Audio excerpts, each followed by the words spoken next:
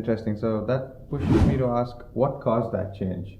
I mean, from what I know, a little bit that I know, is that you've always been a guitarist and you were playing in clubs and all those things, but then you just happened on something that was a lot bigger, that just, like, just opened your mind up, open the eyes, of your heart up to something much bigger.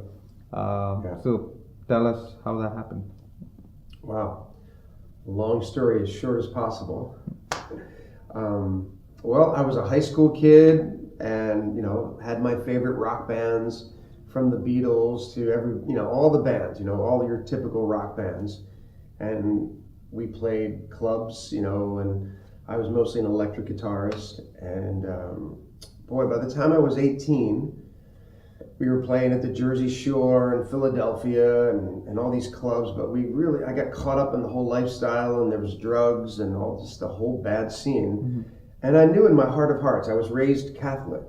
So I was raised as a Catholic kid, so I had a knowledge of God, but I didn't really, it just wasn't real to me, like in my heart. But I had enough of a knowledge that I knew that the things I was doing, they were wrong. They weren't right. And I had no peace in my heart. And so in my heart of hearts, I didn't have words. I just was saying, Lord, like, if there is a God, like, help me, Lord. I know this isn't right.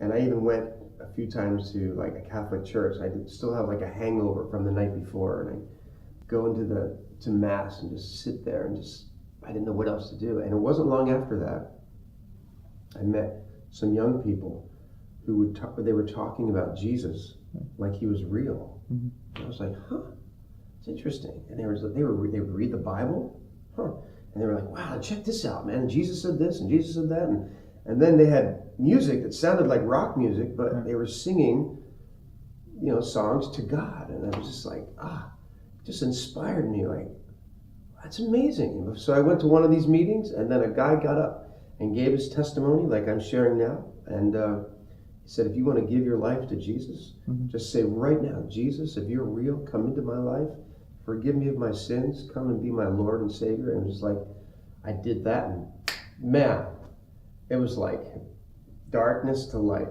and that doesn't happen to everyone. I respect some people. It's more of a process, a process.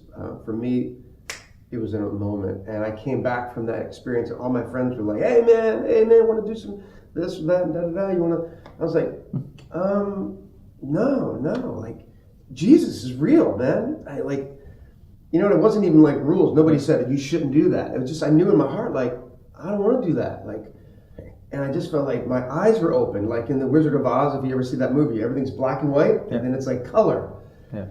And I just felt like I was aware of God and Jesus, and I started reading the Word, and it was making sense, and I started meeting these other people, and thought, I want to start doing music like that. I want to do the same music I grew up with, but I want to take scriptures and prayers, and I want to write music that will help people connect with the Lord.